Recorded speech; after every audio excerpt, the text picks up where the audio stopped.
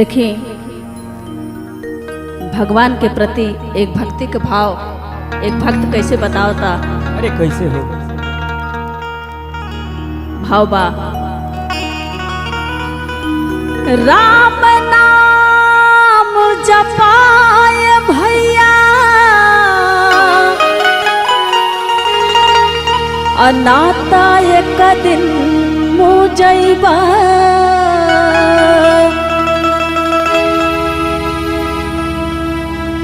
जैसे पाकल आम चुबे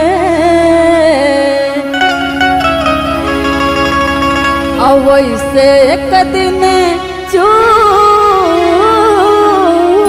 जइबा। कहल जाला कि ई मोह माया के जाल से कबो छुट्टी मिले वाला नहीं खे। अरे जिंदगी भर कमाए खाए के बा, पेटे खातिर जिए के बा, पेटवे खातिर मरे के बा, लेकिन कम से कम 2 घड़ी तो भगवान के याद करे के चाहिए। आखिर खोर खर के जरा दे, खिया के सधा दो। तो एगो भाव बा ज्ञान भैया, अरे भजले मनवा राम नाम के माला बा,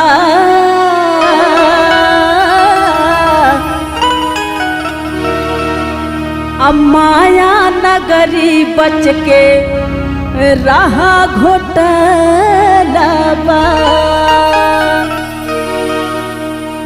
तो कहे के बा, भजले मनवा राम नाम के माला बा, भजले मनवा राम नाम के माला बा, माया नगरी बच के रहा घोटाला बा, माया नगरी बच के रहा घोटाला बा।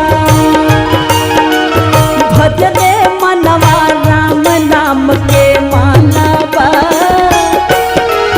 भजले मनवा राम नाम के माला बा, माया नगरी बच के रहा घोटाला बा, माया नगरी बच के रहा घोटाला बा, माया नगरी बच के रहा घोटाला बा, माया नगरी बच के रहा घोटाला बा।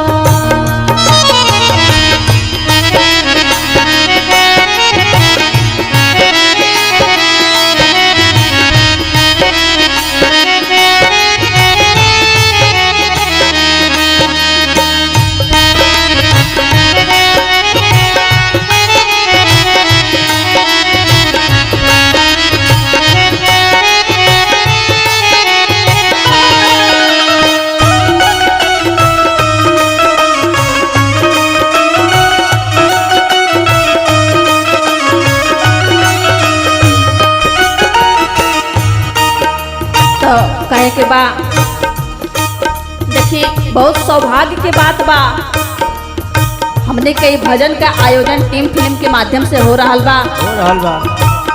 टीम फिल्म के प्रोजेक्ट मैनेजर हमारे सुनील सर, आपको नमस्ते एंड प्रणाम।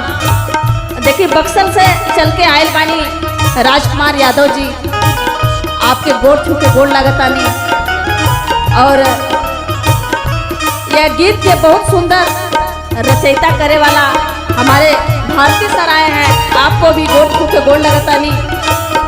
हमारे समस्त म्यूजिशियन टीम को भी दिल से धन्यवाद, नमस्ते प्रणाम। तो अगला भाव बा, मतलब के बात भाई दुख में ना केहू सहाय,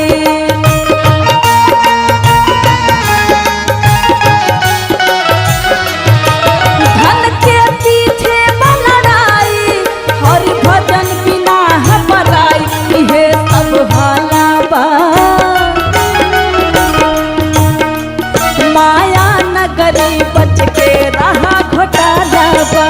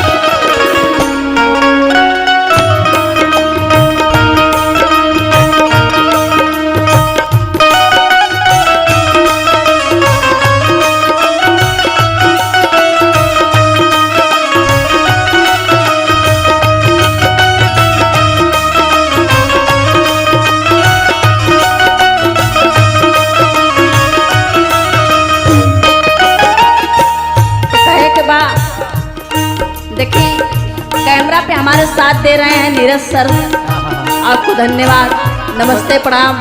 और डिजिटल मैनेजर हमारे मुसर्रत सर, आपको भी नमस्ते। एंड इनको कोई डायरेक्टर नहीं कहा जा सकता है, ये भोजपुरी के सब कुछ हैं, तो कहना है सत्य भजन हरि सब सपना, ऋषि मुनि के कई कल्पना।